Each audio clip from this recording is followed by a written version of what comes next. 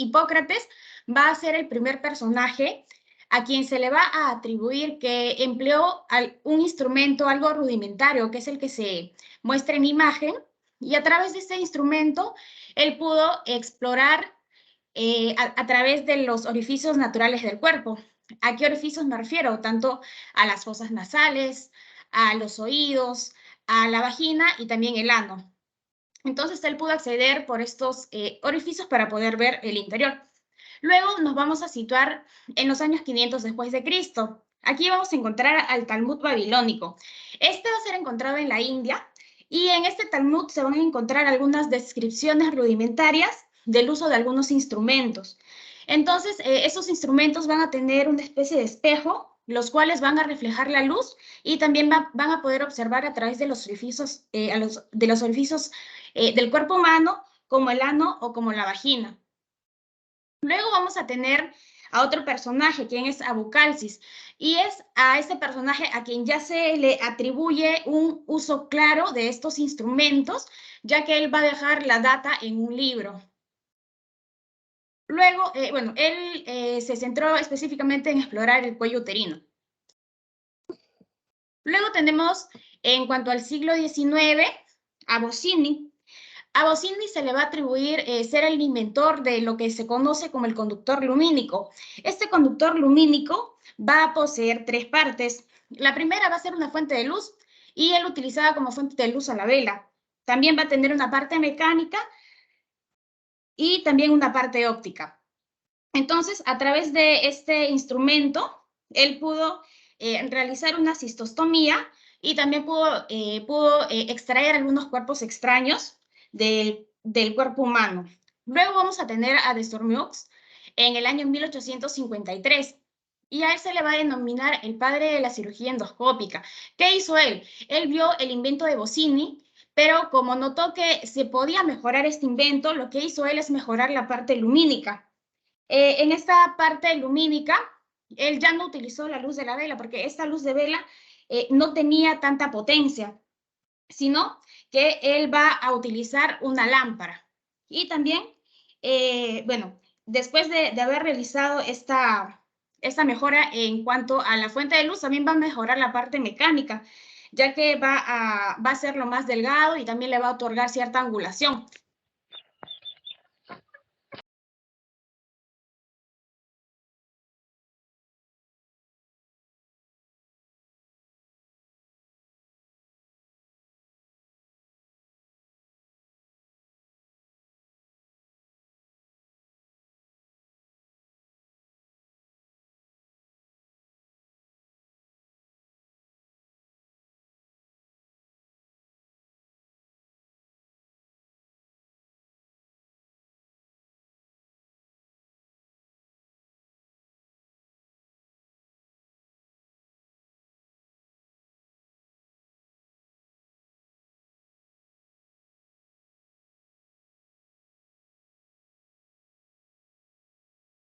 Aló, hemos perdido el audio.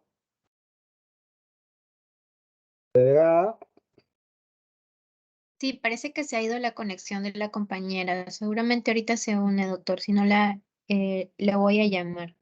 Delegadita, por favor, también tiene que empezar a grabar. Recuerde que nos están observando. Sí, está grabando. Está Pero grabando, doctor. acá dice que no, grabación todavía no está en rojo. A mí sí me parece que ya está grabando. Ay, espérate. No. Sí, doctor, no me había percatado que creo que me expulsaron, pero no sé en qué parte me quedé.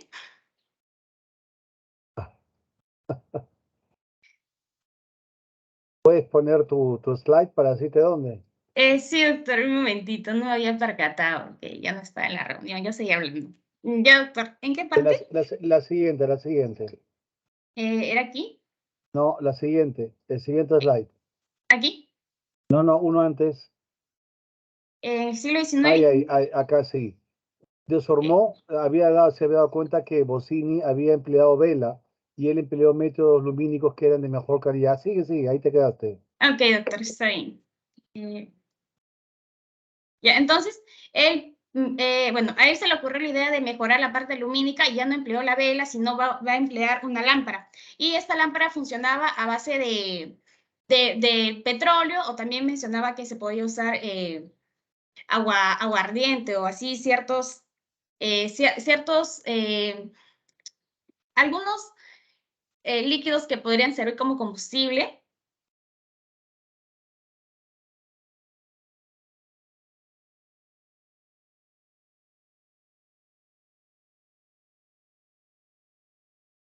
Creo que la han vuelto a retirar, doctor. Sí, estamos de acuerdo. Sí, doctor, no sé si las delegadas pueden ponernos asistente a todos, por favor. Doctor, nuevamente ven eliminado.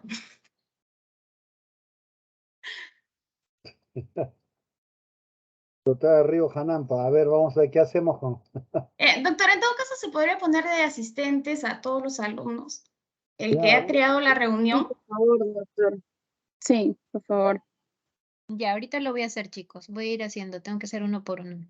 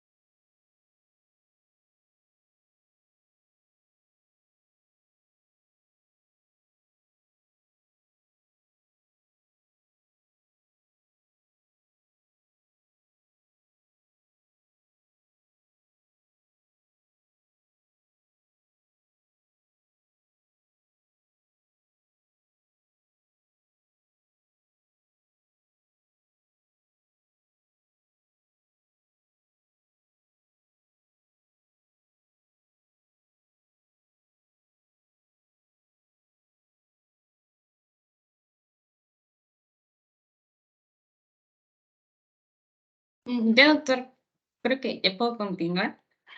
claro, vamos. Ok, doctor, espero que ahora sí ya no me... Ya, doctor, no sé ahora dónde me quedé ya, pero creo que era... Una Ah, antes. creo que era aquí. Ahí estás. Ya. Estás en Ok. Maximilian, en NITS. Ok, entonces Nietzsche ya mejoró la parte lumínica que venía desde Goscinny con una vela, luego la lámpara que había empleado de Sormux, y luego Nietzsche empleó la bombilla eléctrica porque ya para esto se había inventado la bombilla eléctrica. Luego vamos a tener en el año 1900 a 1920, tenemos a Von Ott. Von Ott, ya como se puede ver en la imagen, fue un médico ginecólogo. Entonces él, bueno, no tuvo mejor idea que para poder ingresar a la cavidad abdominal, hacerlo a través de la vagina. Entonces él ingresó por la vagina, pero posteriormente cambió de método, ya que realizó algunos pequeños cortes a nivel del abdomen para poder ingresar a la cavidad abdominal. Entonces, con esto, Von Ott sentó las bases de lo que vendría a ser más adelante la laparoscopía ginecológica. Luego vamos a tener a Kelly en el año 1901. Él va a instaurar un sistema denominado Love Tamponade. Él era muy amigo, se codea muy de cerca con ciertos personajes de la época, especialmente cirujanos como Bill Roth. Entonces, Kelly va a tener cierto interés en la parte digestiva, principalmente en las hemorragias digestivas. Y él notó que cuando se empleaba la parotomía existía unas tasas, bueno, la tasa de mortalidad era elevada. Entonces él ideó una idea en la que estas tasas de mortalidad puedan reducirse. Entonces, al emplear este sistema denominado Love Tamponade, él va a inducir a un neumoperitoneo. Y se menciona que llegó a valores de hasta 50 milímetros de mercurio. ya que él en ese entonces desconocía cómo funcionaba la fisiopatología de ello. Y notó también que al inducir a un neumoperitoneo, estos sangrados cesaban. Sin embargo, él también va a introducir el uso de 2 vías para entrar a la pared abdominal. Y con eso, bueno, es algo que se utiliza hoy en día, el acceso a través de 2 troqueres o mínimo a través de 2 troqueres a la pared abdominal y también la inducción al neumoperitoneo. En este momento él utilizaba el aire, ya que aún no se había introducido el CO2 para el neumoperitoneo. Luego vamos a tener a Jacobus. Va a suceder algo similar, sin embargo, Jacobus era un médico internista y él tenía peculiar interés en el tema de la citis, y principalmente la citis producida por la tuberculosis peritoneal. Pero a diferencia de Kelly, él no tenía amigos o no tenía conocidos cirujanos y por lo tanto su estudio no pudo trascender a más. Luego vamos a tener en los años 1920 a 1950. Para este entonces, ya como Kelly había introducido el neumoperitoneo, el neumoperitoneo ya fue más estudiado a fondo. Y aquí se desarrollaron algunos métodos para poder inducir a este. Por ejemplo, dentro de esos personajes tenemos a Goetz, a Korsch y a Beres, de los cuales va a destacar Beres, ya que es muy conocida la aguja de Beres. Posteriormente, ya muchos cirujanos alrededor del mundo van a notar que la laparoscopía va a traer ciertos beneficios y se va a producir una época en la cual se va a dar un florecimiento principalmente de la laparoscopía diagnóstica. Sin embargo, a pesar de tener grandes seguidores de la laparoscopía, también existía cierta cantidad de detractores. Y debido a esta cantidad de detractores, hubo una época más o menos del año 1940 1960 en la cual se da una caída del uso de esta técnica, ya que varios cirujanos mencionaban que era prácticamente entrar a ciegas a la pared, a la cavidad abdominal sin poder observar qué se está realizando adentro, ya que para este entonces aún no se podía utilizar los monitores como sucede hoy en día. Y aquí aparece un personaje denominado Palmer, que es quien se muestra en la foto, y él menciona que sí, la laparoscopía trae ciertos beneficios, pero como máximo se debería llegar a 25 milímetros de mercurio en el neumoperitoneo, a diferencia de los 50 milímetros de mercurio a los que llegaban anteriormente.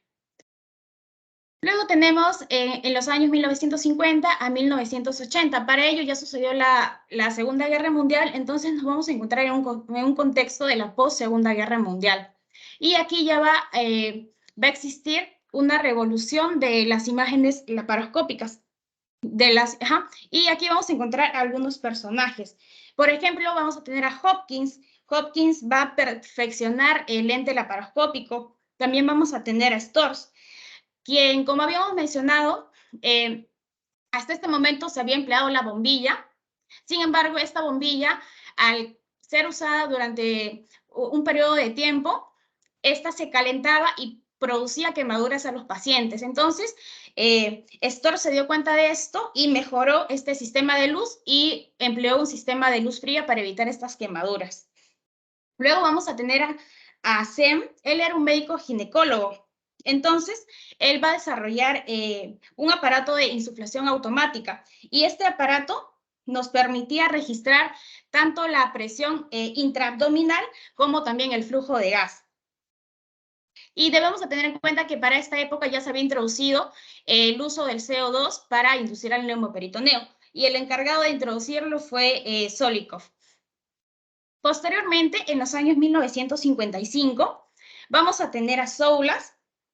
Soulas se dio cuenta de que no se podía, o sea, como se entraba prácticamente a ciegas a la cavidad abdominal, él sí quería obtener imágenes y no se le ocurrió mejor idea que conectar una cámara de cine. Y una cámara no era una cámara de cine como hoy, sino era una cámara que pesaba aproximadamente 50 kilogramos. Sin embargo, se aplaude su esfuerzo, porque a través de esta camarita de 50 kilogramos se pudieron obtener las primeras imágenes a blanco y negro y fue el personaje que realizó la primera broncoscopía.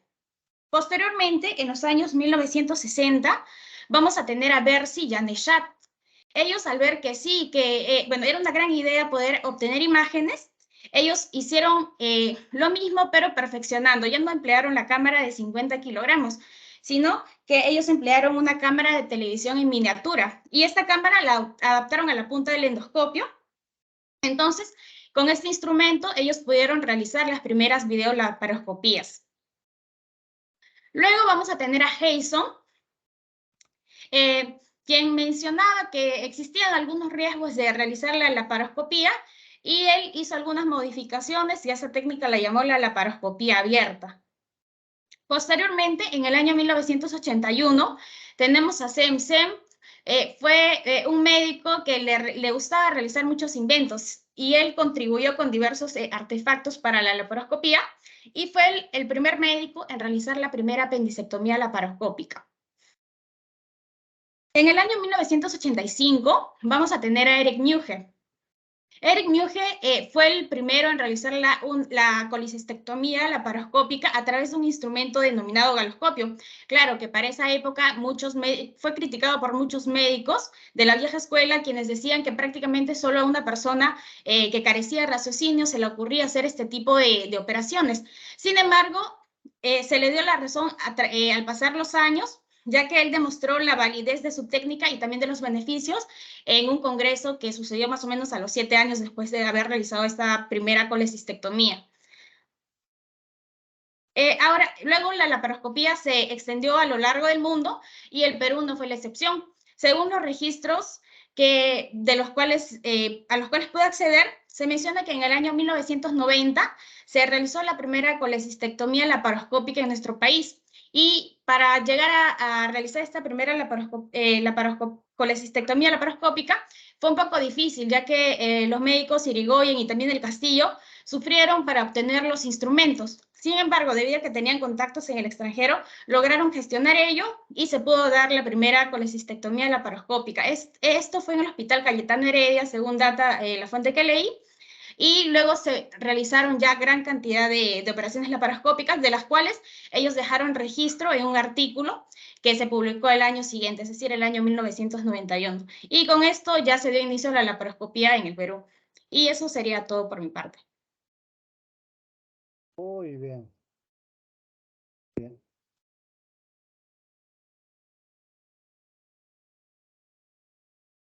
Solo para decirle, doctora Ríos, que la primera laparoscopía se hizo por Mario Castillo, pero no fue exactamente en Cayetano, sino fue en el Seguro Social.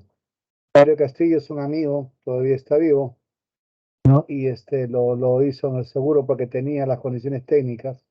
Luego la replicó en Cayetano Heredia, en forma particular, ¿no? En el Hospital de Salud Pública donde se hizo la primera laparoscópica fue en el mío, en Coyique. Ahí fue la primera laparoscopía, también con el lab que se hizo a través de un equipo Stores que lo compramos con el doctor Pedro Wong y así fue en sus anales están, me parece, un poco bloqueados, ¿no? Por lo que siempre va, pero efectivamente Mario Castillo fue el primer cirujano, pero no fue en Cayetano, ¿no? Sino fue en el Almenara, donde realizó esto, y en la clínica Cayetano fue la segunda. En salud pública, Coique va como primer hospital. A tal punto que de Coique nosotros salíamos a dar clases demostrativas a Bravo Chico, salíamos a Loaiza, al 2 de mayo, ¿no? Y la gente todavía estaba media complicada. Recuerdo que en esos momentos, ¿no? El doctor, los que hacíamos la paroscopía tomábamos 12 horas en promedio en sacar una vesícula. Ahora no nos toman ni 40 minutos y a veces hasta 20. Ayer operé 3, ¿no? Y en las 3 había tomado hora 15 minutos. O sea, hay bastante experiencia, ¿no? En relación a la que teníamos al inicio. Porque yo sí les digo la verdad, o sea, nosotros en un inicio teníamos este gran problema que era de las operaciones y la anestesia, ¿no? La curva de enseñanza, como les conté en algún momento, era distinto, ¿no? O sea, en esa temporada todos los médicos que iban allá eran generalmente personas de edad. Y estaba, me acuerdo mucho, el más joven era Lucho Poggi, pero también estaba Campana, estaba Salinas Sedó, que era gente ya respetuosa, y muchos más que eran muchos más de mayor edad. Entonces, generalmente las personas que habían utilizado el Atari, como les conté también en un momento, el Atari jugando Tetris o jugando este sistema de Pac-Man, que nosotros que en esta temporada éramos jóvenes, yo manejaba mucho esos aparatitos y a mí me sirvió muchísimo, o sea, operar a un paciente sin mirar su abdomen, sino en un televisor, porque eso era imposible hacerlo antes. Es decir, no te ubicabas. Es como que si yo te ponga de cabeza y de cabeza operas a un paciente normal, ¿no? O sea, vas a sentir siempre el golpe de ver todo en ópticas distintas, vas a demorarte en poner tu cámara, vas a demorarte en ver tu luz, en ubicarte, en insuflar, en trócares y en todo lo demás. Como ustedes verán, o sea, fueron muchas cosas que se dieron, cosas que en otros países de Europa, sobre todo en Estados Unidos y en Europa, ¿no? Ya se hacía ya operaciones gigantes, ¿no? Y después se hizo una transatlántica. Se operó en Estados Unidos y en Francia estaba el paciente. Y eso se hacía porque en las guerras los cirujanos cada vez que mueren cuestan mucho. Entonces preferían buscar solamente robots para ponerles cartuchos y con esto ya se podía hacer, ¿no? Las cirugías a distancia.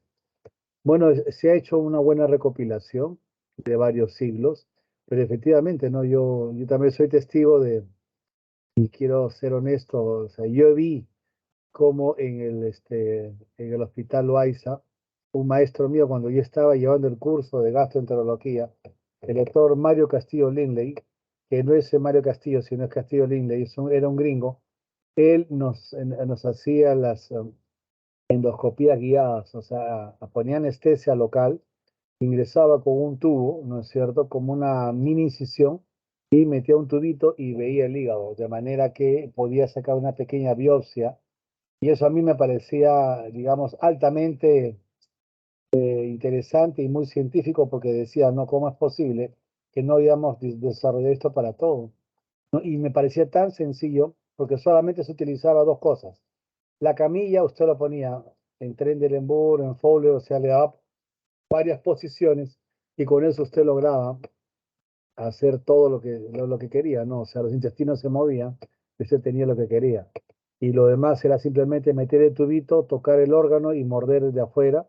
Y cuando había problemas, usted metía ahí ya un monopolar que básicamente era quemar, ¿no? Un pedacito de hígado, pero sacaba su muestra, ¿no?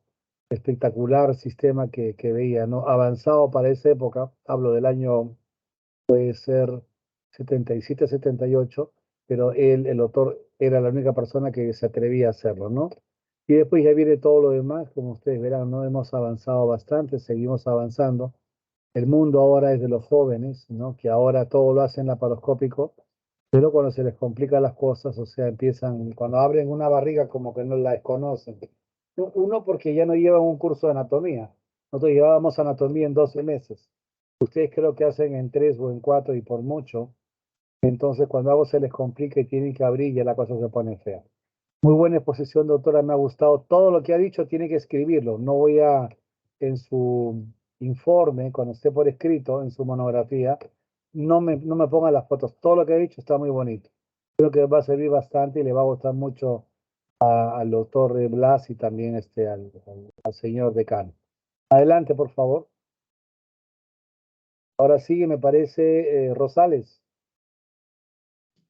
Buenas tardes, doctor. Sí, ahorita comienza a presentar mi compañera. Bueno, ¿Cómo no? nuevamente buenas tardes, doctor y Hola. compañeros. Voy a continuar con la parte de la exposición, la cual es la exploración de las vías biliares laparoscópicas.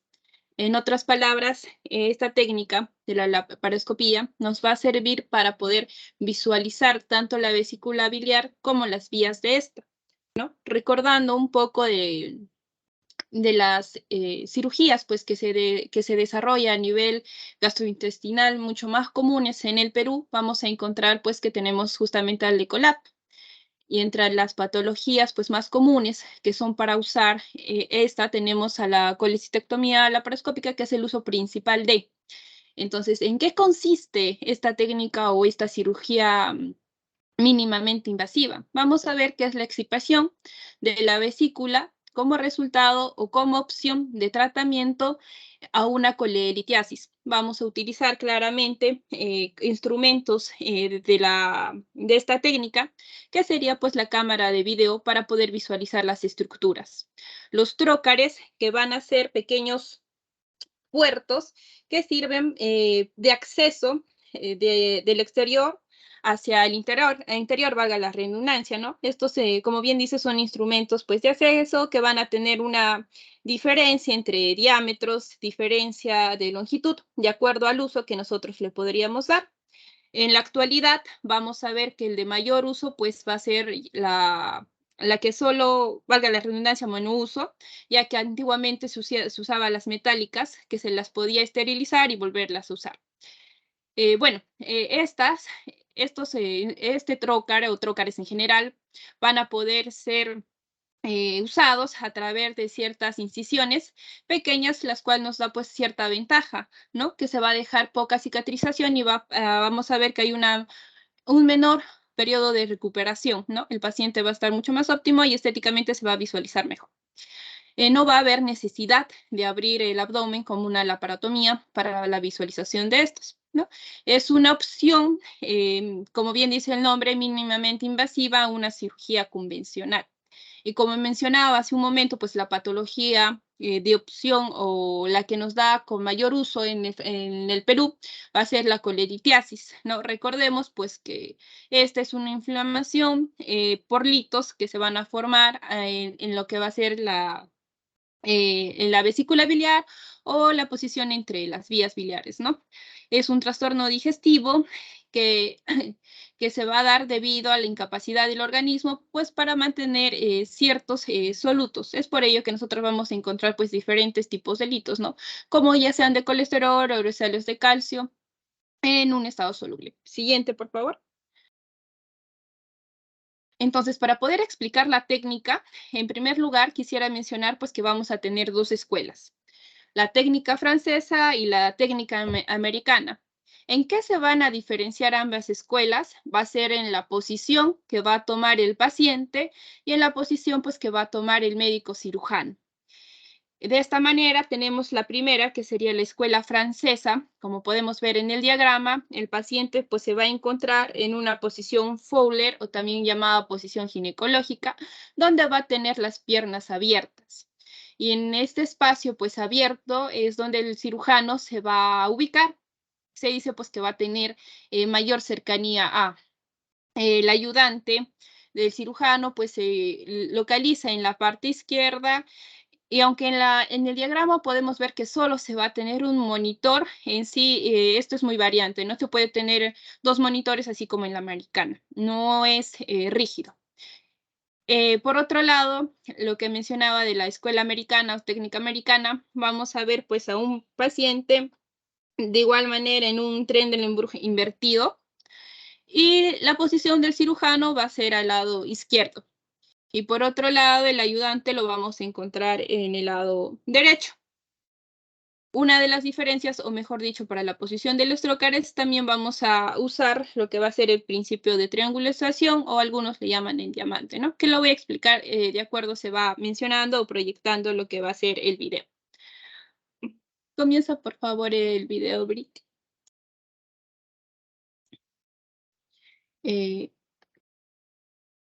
Pues, un rato, doctor, voy a pedir control para poder hacerlo mejor.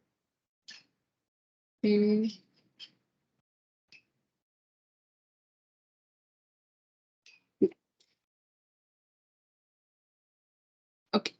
Como podemos visualizar, para nosotros poder comenzar pues con la Colelab, lo primero que se debe tener es un campo estéril. Así que se va a colocar de la manera como podemos visualizar en el video. Tenemos que tener en cuenta que se debe tener Doctora, una... doctora, Doctor. perdóneme, Su tema no es COLELAP, su tema es exploración de vías biliares.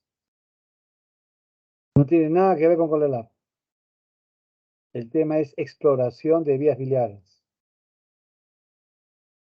Y doctor, lo que pasa es que me había mencionado eso. En todo caso, paso a la parte donde ya se comienza la posición de los trócares, al menos para poder señalar la vía, como lo que va a ser el conducto colédico, la arteria cística, la vesícula. Exploración de vías biliares no tiene nada que ver con anatomía de la vía biliar. Su tema está escrito y lo tengo yo acá escrito por si acaso. No está usted haciendo un tema que no compete. Y ya desde que ha empezado, me parece que ha empezado justamente intentando vendernos un producto que no es el que queremos. La COLELAB lo vemos en cualquier parte, ¿no? Es la cirugía más,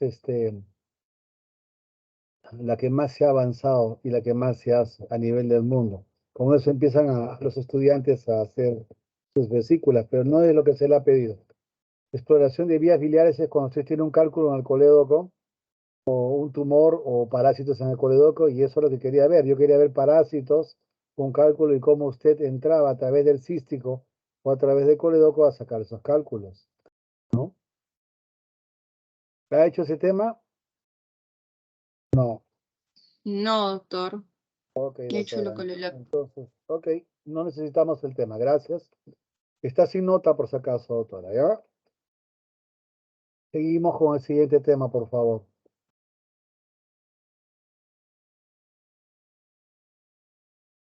Con Bautista. Eso, ese es el tema que queremos. Exploración, eso es lo que queremos, pero con un video.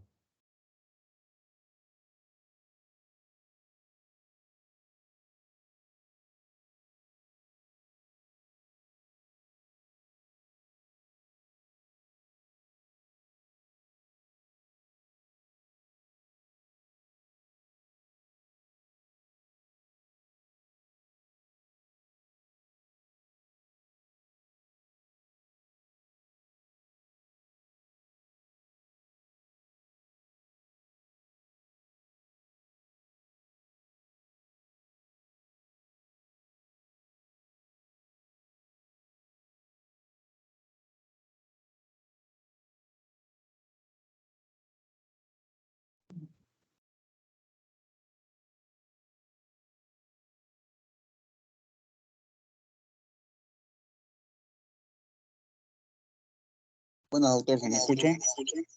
¿Cómo no, doctor Bautista? Adelante.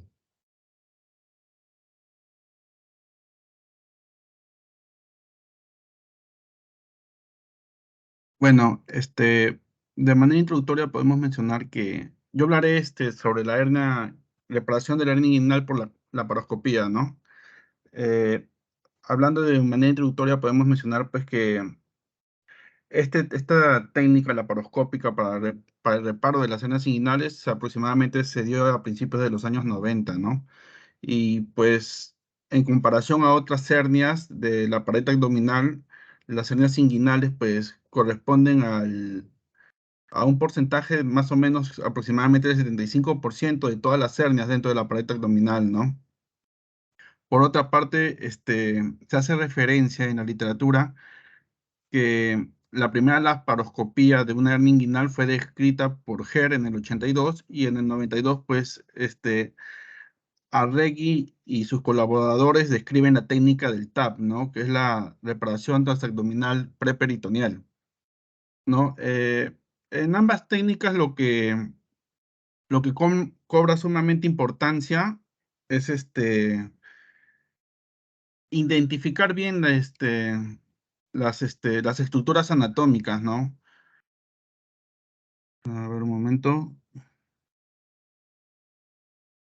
Solicitar bien las estructuras anatómicas. No sé si se puede ver mi mouse, doctor.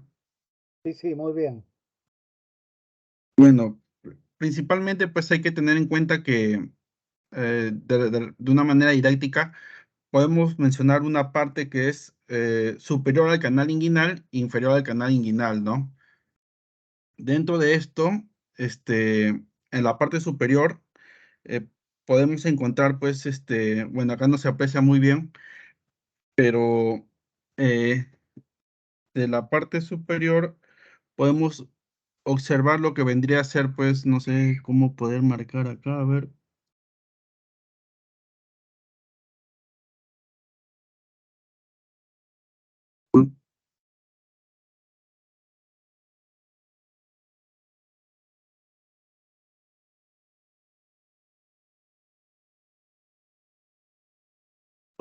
No sé qué dice.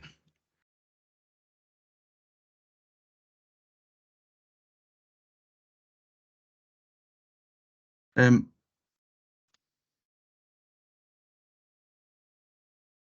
un momento, doctor, por favor.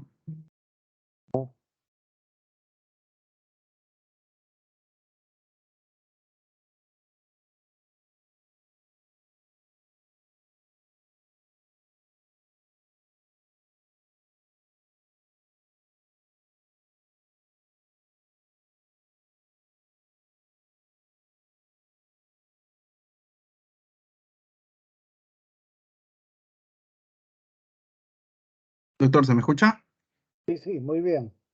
Bueno, entonces, por esta área podemos encontrar las arterias epigástricas, inferiores, ¿no? Que van a delimitar eh, la pared externa del triángulo de Hexelbank, ¿no? Bueno, en resumidas cuentas, eh, este límite va a marcar el triángulo lateral del triángulo de Hexelbank, por el otro lado, más medialmente, el recto del abdomen va a marcar el lado medial y el lado inferior va a ser el ligamento inguinal, ¿no? O el conducto inguinal. Por este triángulo que va a tener de suelo la fascia transversalis, se van a salir las hernias directas, ¿no? Mientras que las hernias indirectas saldrán por el conducto inguinal, ¿no?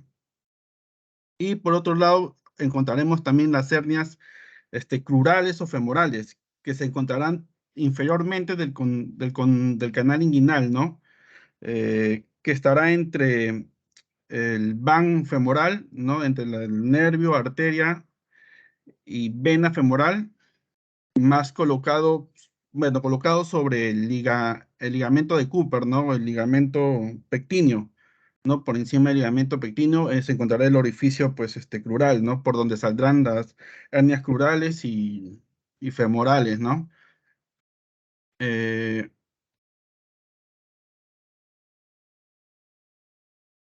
¿Puedes cambiar la siguiente diapositiva, por favor?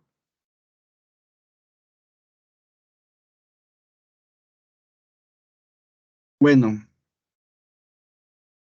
dentro de las técnicas descritas para el abordaje de las hernias inguinales, se describen varias, ¿no?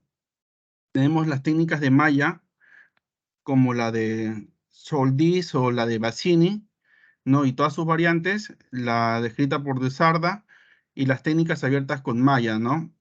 Donde describen pues la del Leisting, la preperitoneal transinguinal, la transrectal preperitoneal, ¿no? Dentro de las principales y las técnicas laparoscópicas, que las que más se usan, ¿no?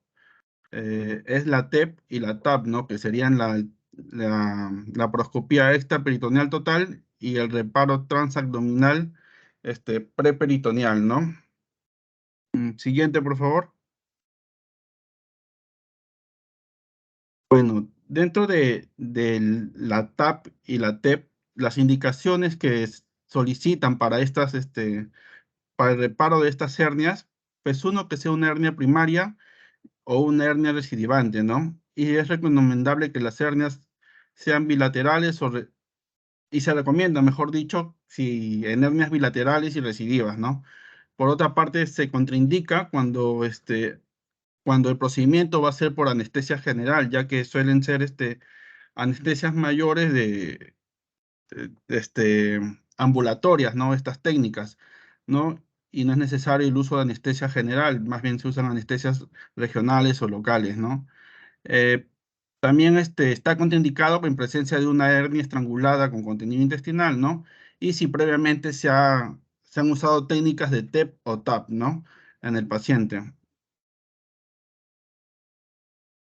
Doctor, pero usted cuando insufla, hijo, estás hace rato hablando cada cosa, me estoy mordiendo los labios para no decirte varias cositas.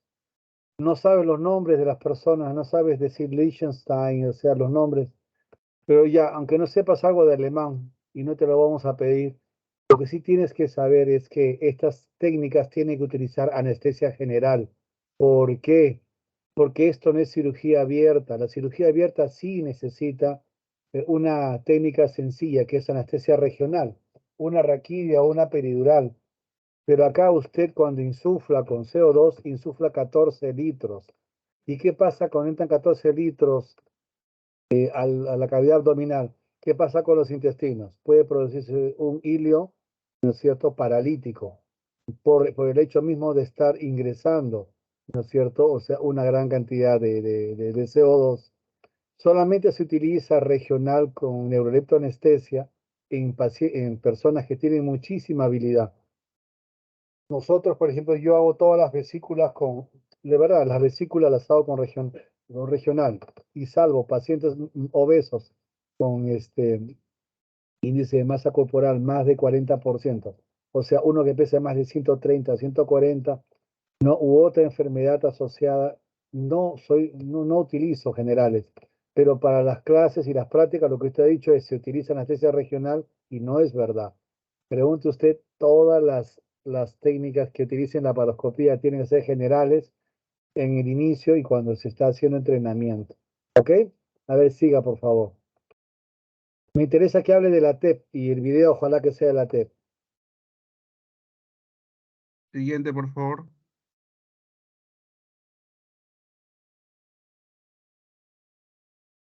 Bueno, dentro de la definición de la técnica de la TEP, el paciente tiene que tener un posicionamiento, ¿no?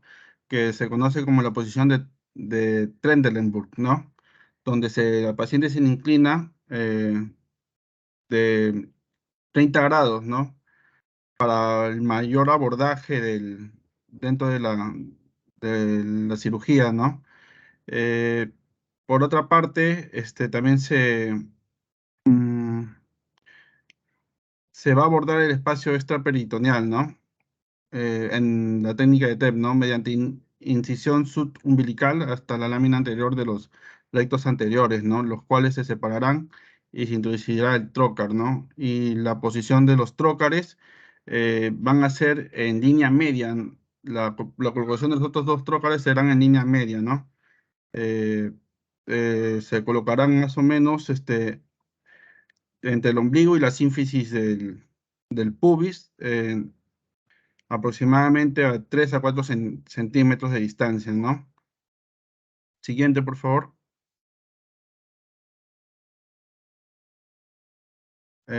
Bueno, dentro de la preparación del espacio preperitoneal, habrá una parietalización, ¿no?, completa del conducto deferente y la formación del cordón espermático, ¿no?, para la colocación de la malla. Por otra parte, se indica que las mallas tienen que ser grandes para que cubran todo el defecto, ¿no? Y se recomienda que sean entre 10 a 15 centímetros, ¿no? Para defectos más grandes y en hernias directas o indirectas se usan de tamaño de 12 por 17 centímetros, ¿no? Y la fijación de la malla pues debe cubrir la brecha de la hernia correctamente y en todas las direcciones, ¿no? Siguiente, por favor. Bueno, dentro de la laparotomía por TAP, hay que tener ciertas generalidades, ¿no? De igual manera, el paciente debe estar desde el cúbito supino con los brazos juntos, ¿no? Para mejorar el manejo dentro de la sala, ¿no? Para evitar que estorbe debido al abordaje que se tiene con los trócares, ¿no? Eh, recomiendan, ¿no?, dentro de la literatura revisada que el cirujano principal tiene que tener cierta distancia con el anestesista, ¿no?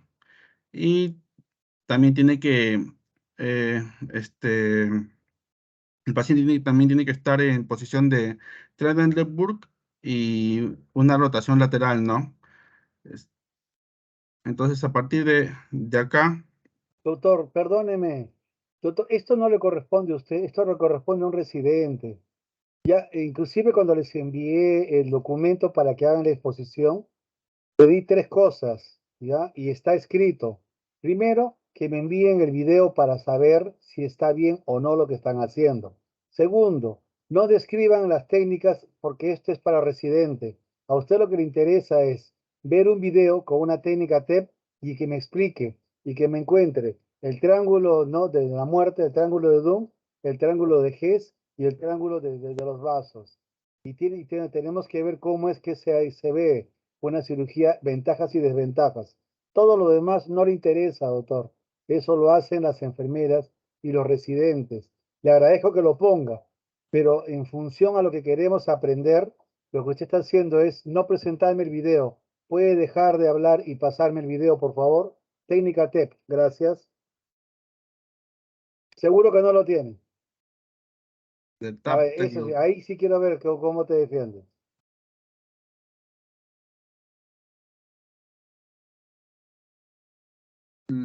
bueno, doctor, lo que pasa es que el video está con audio, entonces se va a escuchar como Se les pidió un video editado. Quítale el audio y explícanos lo que estás haciendo.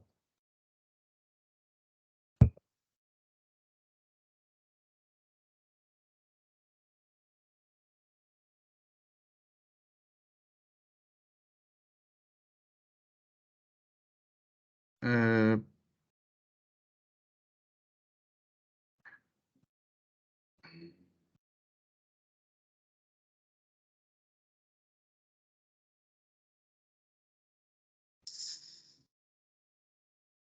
¿puedes pausarlo un momento, por favor? Porque no puedo pausar el... A ver, voy a pedir control.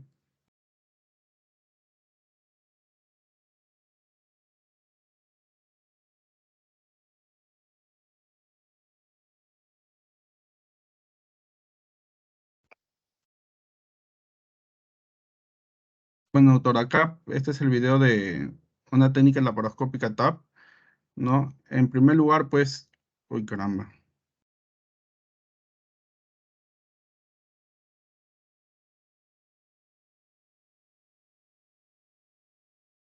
Bueno, como estaba mencionando, esta es una técnica laparoscópica por TAP, la técnica TAP,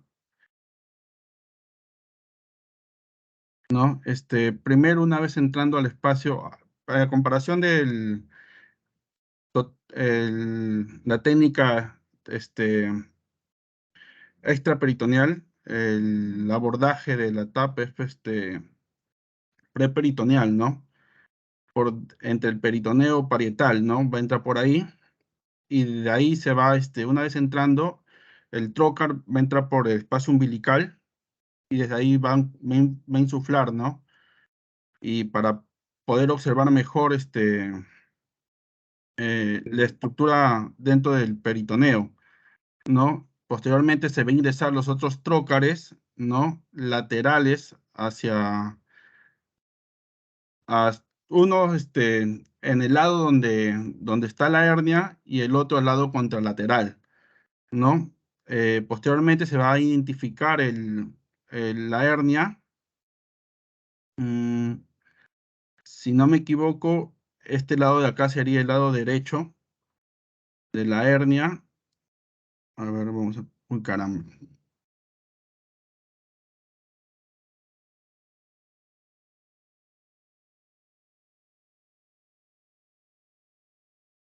¿Qué estás cortando y de dónde a dónde cortas?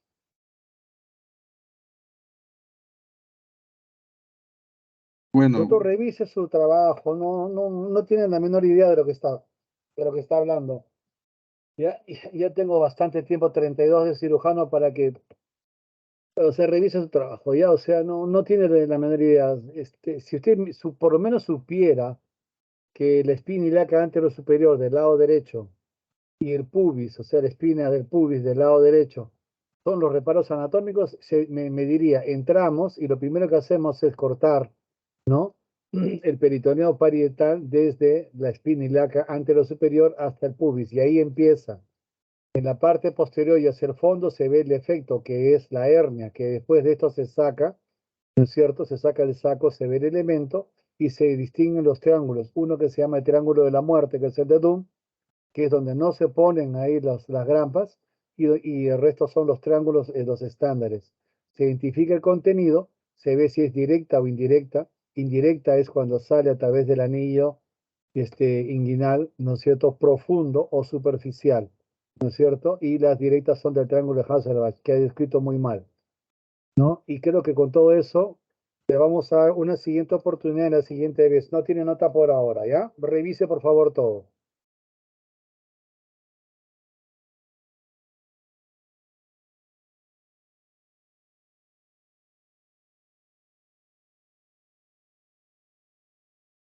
Última presentación. Por eso es que siempre les pido que me entreguen los datos y los videos, porque si no vamos a dar pena como ahora. Y les dije todavía, si no saben, me dan a mí el video y yo le explico en esta clase. Pero lo que no voy a hacer es, irresponsablemente, no haber hecho ningún esfuerzo y querer que yo lo haga todo. No, les dije claramente, no sé quién fue la persona que habló conmigo, puedes decirme quién fue la que coordinó este seminario, porque le escribí bien claro, si no pueden, me avisan, me mandan el video, yo lo expongo, no tienen que saberlo todo, pero ni eso han mandado. Bien, Cajo, Buenas noches, doctor. Ahora, buenas noches, doctor. proyecto.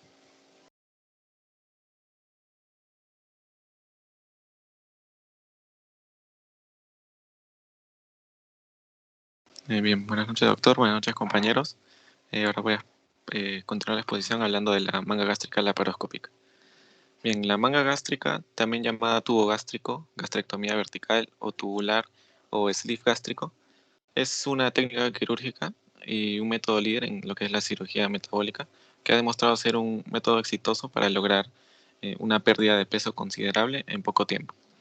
La manga gástrica laparoscópica es una técnica restrictiva, es decir, se reduce el tamaño del estómago para disminuir la ingesta de alimentos. La técnica consiste, a grosso modo, en dividir el estómago en dos, de forma vertical, mediante grapas. A continuación, el cirujano extrae la parte residual del estómago, que es la curvatura mayor, y que supone entre un 80 y un 90% de la cavidad gástrica. Esto lo veremos más adelante en el video. Entonces, ¿a qué tipo de pacientes les conviene una manga gástrica? El perfil del paciente al que se le puede practicar una manga gástrica o gastrectomía vertical es el mismo que para el resto de candidatos a cirugía bariátrica, con una edad comprendida entre 18 y 65 años aproximadamente, con un IMC superior a 40 o un IMC entre 35 y 39, pero que padezca de enfermedades relacionadas, comorbilidades, como la obesidad, diabetes, hipertensión o apnea del sueño. Siguiente diapositiva, por favor. Bien, respecto a la técnica quirúrgica, los pacientes se colocan en decúbito supino en la mesa de la sala de operaciones con ambos brazos en aducción y los puntos de presión bien acolchados. El cirujano que opera se coloca a la derecha del paciente, mientras que el primer asistente está a la izquierda del paciente. El primer paso es una movilización completa de la curvatura mayor del estómago, que se extiende proximalmente al ángulo de Gis. Después de la exposición del pilar diafragmático izquierdo y la separación adecuada de la parte posterior del estómago, se inicia una gastrectomía vertical a 4 o 6 centímetros proximal al píloro, con la creación de un estómago tubularizado que mide entre 34 y 40 French de diámetro. Recordemos que un French es igual a 1/3 de milímetro, es decir, 3 French van a equivaler a 1 milímetro. Con cuidado de no estrechar la incisura, causar una espiralización del neoestómago o dejar un fondo de ojo excesivo. Debe también mencionarse que la mesa de operaciones se coloca en posición inclinada de Trendelenburg invertida para permitir que el colon transverso y el intestino delgado caigan hacia la pelvis. Siguiente, por favor. Bien, en la mayoría de los casos, el neumoperitoneo se logra mediante una técnica de Veres en el cuadrante superior izquierdo. Se van a colocar 5 puertos. El primero es un puerto de 15 milímetros, ubicado 20 centímetros por debajo del proceso sifoides, en la línea media supraumbilical. Usamos también un puerto de 15 milímetros para permitir el paso de la carga de grapas. El resto de los cartuchos de grapa van a pasar por un puerto de 12 milímetros y se introduce un laparoscopio quirúrgico y se inspecciona el abdomen para descartar una lesión de Veres o cualquier otra anomalía anatómica. Y bueno, el otro puerto es de 5 o 12 milímetros, 5 a 12 milímetros, 15 centímetros, perdón, a 15 centímetros por el recto izquierdo. Y estos dos puertos se alternan entre puertos de trabajo y puertos de cámara. Y se coloca un puerto de 5 milímetros que va a utilizar el primer asistente para la retracción en la ubicación subcostal lateral izquierda. Siguiente, por favor. Ahora, respecto a los cuidados posoperatorios, es esencial un cuidado posoperatorio consistente con personal de apoyo familiarizado con pacientes bariátricos. Inicialmente, los pacientes no reciben nada por vía oral después de la cirugía. En el primer día postoperatorio se inician sorbos de agua con una tasa objetivo de 30 mililitros cada 30 minutos. Si los pacientes pueden tolerar esta dieta, entonces se les avanza a una dieta bariátrica de fase 1, baja en azúcar, según CDC, que consiste en líquidos claros no carbonatados. El objetivo de la ingesta oral va a ser de al menos 64 mililitros de líquido por día. Ahora, la queja posoperatoria más común de los pacientes con manga gástrica van a ser las náuseas intensas. Por lo tanto, los antieméticos van a jugar un papel importante en el posoperatorio inmediato para evitar un estrés indebido en las líneas de grapas asociado a las arcadas y a los vómitos. También, se prefiere programar 2 antieméticos alternativos para que un paciente reciba un agente cada 3 horas. Ahora, la profilaxis de rutina en caso de una trombosis venosa profunda consiste en la colocación secuencial de un dispositivo de compresión y heparina subcutánea. Ahora, los pacientes suelen ser dados de alta en el segundo día posoperatorio. Después del alta del hospital, los pacientes continúan con una dieta de líquidos claros bariátricos de fase 1 durante los primeros 7 días. Esto se avanza a una dieta líquida alta en proteínas de puré de fase 2 bariátrica durante 4 semanas y luego finalmente se pasa a una dieta de alimentos blandos. Y finalmente la rehabilitación y recuperación posteriores consisten en ejercicio aeróbico y anaeróbico a partir de las 2 semanas posteriores a la operación. Siguiente, por favor. Respecto a las ventajas que ofrece esta cirugía de manga gástrica laparoscópica, encontramos pérdida de peso. Un paciente con obesidad mórbida experimentaría una serie de cambios físicos después de la gastrectomía en manga, incluida una pérdida de peso significativa a largo plazo, reducción de hambre, saciedad y cambios en las preferencias alimentarias también. También hay remisión de problemas mentales. Varios estudios han indicado que la gastrectomía en manga en pacientes con obesidad mórbida ha reducido los problemas mentales, pero aún se necesitarían más estudios para evaluar la prevalencia preoperatoria de depresión atípica sindrómica o subsindrómica. También otra ventaja es la mejora de marcadores clínicos. La cirugía tiene impactos regulatorios considerables en una variedad de parámetros clínicos, incluidos los componentes del perfil lipídico sérico, marcadores bioquímicos, histológicos, hematológicos e inflamatorios. También como ventaja tendríamos la mejora de parámetros bioquímicos, marcadores lipídicos, histológicos. Siguiente, por favor. Bueno, respecto a las desventajas, es que el nuevo estómago resultante tras la reducción va a ser poco sensible a alimentos poco procesados o masticados. También se considera una técnica bariátrica irreversible. El reflujo ácido desde el estómago al esófago puede aparecer también tras la operación. Y la última desventaja sería la reganancia de peso. Siguiente, por favor. Bien, ahora vamos a ver el video de cómo se realizaría la manga gástrica laparoscópica.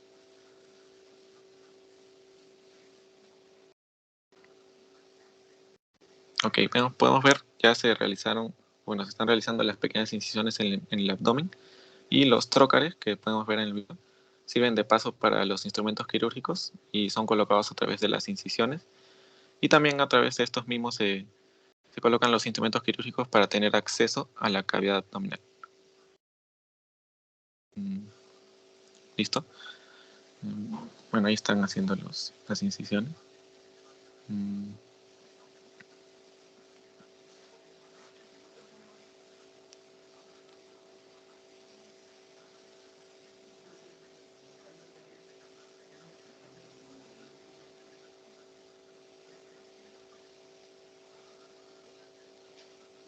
Ok, ahora se procede a explorar la cavidad abdominal utilizando un laparoscopio.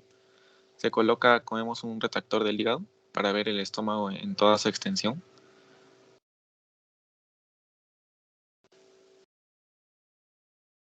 Y bueno, se empieza la cirugía liberando lo que es la curvatura del estómago, que es la que, como sabemos, lleva los vasos gástricos, utilizando lo que es un bisturí armónico.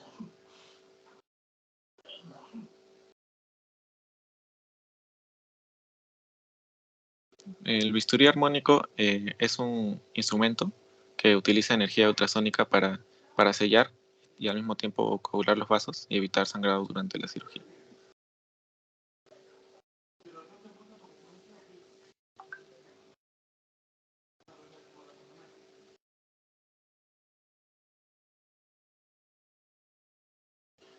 Y como vemos, se están liberando. Ahora, la disección empieza a 2 pulgadas, como mencionamos, de la válvula pilórica, y a lo largo de la curvatura, de toda la curvatura mayor del estómago, también se realiza la liberación de adherencias que se esconden por debajo del estómago para que este se pueda exponer completamente. Lo que están haciendo, doctor, es el epípelo mayor, usted lo conoce, ¿no es cierto? Sale Sí, cierto. claro, del colon transverso. Pero lo que están haciendo es eliminando el epípelo menor que va desde la curvatura mayor del estómago hacia el vaso. Entonces, toda la curvatura mayor le están quitando el epípelo, ¿me entiende? Para que solamente se vea el fondo y el cuerpo, y de esta manera poner las grapas. Está bien su exposición, síganos, ahí están las grapas ya. Van Sí, sí, midiendo, doctor. van midiendo Eh, y siga. sí, como vimos hace un momento, tienen que pasarle una sonda a través de la boca del paciente que tiene una medida específica de 32 French y a esta Ah, sonda se le llama bully y se coloca proximal a la curvatura menor del estómago, que esto nos sirve para medir la capacidad de la manga que vamos a crear. Ahora, luego, como vimos, se introdujo el instrumento de engrapado, que lo que hace este instrumento es que realiza 3 líneas de engrapado en un lado y 3 líneas de engrapado en el estómago que vamos a remover, cortando en medio de estas 2 líneas. Y lo que nos da seguridad de prevenir fugas o complicaciones en el estómago. Normalmente se necesitan 5 o 6 cartuchos de disparo de grapas para completar lo que es una manga gástrica. Y es muy importante, como dato, eliminar el fundus gástrico porque se sabe que si se deja se puede distender a lo largo del tiempo. Bien, ahí están revisando. Al final de la cirugía se observa la manga y también la porción del estómago que se va a remover. Entonces, este nuevo estómago va a restringir la cantidad de alimento que el paciente puede comer, sintiéndose satisfecho más rápido, ya que también se reduce la hormona del apetito, que se llama la hormona grelina. Y también se revisa la integridad de este neoestómago realizando 2 exámenes, una que sería con azul de metileno y otra con agua y aire, que si se observa algún burbujeo, entonces sería indicio de una fuga. Y bueno, para terminar, como vemos, ahí ya retiraron el estómago. Y después de esta cirugía, el estómago va a conservar sus funciones digestivas normales, ya que no se ha hecho una reacomodación del intestino, entonces la absorción es la misma. Y en esta cirugía no van a ser necesarios los ajustes a comparación como se realiza en la banda gástrica.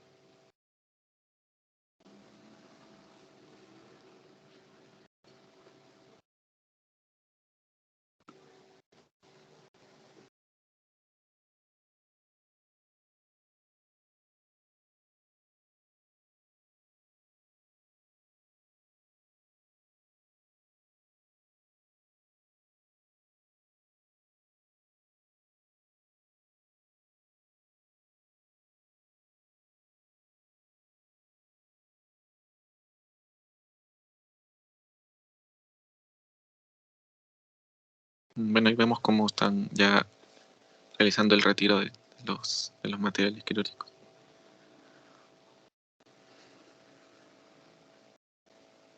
Y bueno, eso sería todo de mi parte, doctor. Gracias. Sí, está muy bien presentado, es tan sencillo como eso. Miren, de todo lo que he hablado, el video es lo que dice exactamente lo que queremos saber. ¿Qué cosa hay que hacer? O sea, hay que separar el hígado con un separador, que es un separador en triángulo muy especial, que se coloca en forma fija por fuera, de manera que el hígado no te está aplastando el estómago. Lo segundo, se identifica la curvatura mayor, así de fácil. Agarra usted, usted utiliza bisturí armónico, nosotros utilizamos ligasure, es lo mismo. Con el ligasure le saca todito el epíplon que tiene usted, ¿no es cierto?, en la curvatura mayor. La desnuda la curvatura mayor y luego lo que hace es pone la sonda, ¿no es cierto?, que tiene 32 French o 4 centímetros más o menos de diámetro, ¿no? Perdón, 2,5 centímetros de diámetro hasta 3. Y usted lo que hace es empieza a disparar los shots desde afuera con las pistolas y las grapas, que no solamente tienen doble el nivel de sutura, sino también al medio cortan. Después de, como usted dice, 5, 6 o hasta 7 tiros, usted tiene la seguridad de que ha sacado el fondo, el cuerpo, ¿no es cierto?, del paciente, y esto es irreversible. Saca usted el fondo y el cuerpo y lo que hace es, fuera del abdomen, la enfermera tiene que insuflarlo y se forma como una especie de globito, un globo con una cabeza grande y una cabeza corta. Y luego lo anuda para saber si es que en alguna parte de las grapas algo está fugando. Si es así, se va a provocar una fístula y tiene que regresar a poner puntos. Eso es toda la operación de una bariátrica. ¿Ha visto usted cómo una dama tan joven, esa muchacha, está haciendo una operación? ¿No? Y es así de fácil realmente. Los muchachos ahora tienen mucha capacidad de hacer estas cosas. Lo que hay que hacer es simplemente un video dice más que 50.000 palabras, ¿no es cierto? Y esto sí les corresponde a ustedes, saber que los que van a hacer cirugía, les recuerdo que el 60% de los cirujanos en Coique son de la Villarreal. Es un honor que tenemos porque en estas clases le damos la oportunidad, ¿no es cierto?, de entender que estas no son cosas de otro mundo, un poco de experiencia, bastante ir a cursos internacionales de bariátrica. Yo siempre les pido que viajen mucho al extranjero, traigan las novedades y acá tenemos el país, ¿no?, para estar con ustedes y hacerlo. Bien, agradezco mucho la gentileza con la señorita delegada con Lisset. Nos pondremos de acuerdo y luego veremos qué hacemos con las exposiciones de la doctora Rosales y de Bautista, ¿ya? La nota de los 10 va a depender del promedio que tengamos, ¿ah? O sea, hasta ahorita tenemos, Río Janampa tiene su nota de 17 y el doctor Cajo tiene 17, 18 la vamos a poner porque me ha gustado. Sencillo y bonito, ¿ya? Pero si le agregamos 200, su promedio es 35 entre 4. Ese es el promedio que van a tener los 10. Así que por favor tomen en cuenta lo que tienen que hacer, ¿no? Y vean cómo lo van a reponer o cómo lo van a reemplazar, ¿ya? No se molesten, es así. La vida tiene que enseñarles a ser responsables. En primer lugar, con la persona que he coordinado, no sé quién es, ahorita no voy a abrir tampoco mi celular. No vale la pena que todos lo molesten o la molesten. Le dije claramente, entréguenme los videos para poder decirles si vale la pena o no vale la pena. El último video es muy elegante, ¿no es cierto? Se ve bien, tiene buena visión, tiene buen foco. Todo, el primero también está muy bonito, las láminas de la autora, pero el segundo y el tercero simplemente no dice nada porque ni siquiera saben lo que dice. Poner un video sin entenderlo, no sé, no entiendo. No, así que por favor, veremos en qué momento. No tenemos tiempo, o sea, yo estoy acá poniendo notas 17, 18 y 0 y 0. ¿Ya? Entonces, si se puede en algún momento, todos tienen que estar ahí y entregaremos esta laparoscopía. ¿Ya? Bueno, un gusto, doctora, con la delegada hablamos en 10 minutos en interno, ¿ya? Doctor,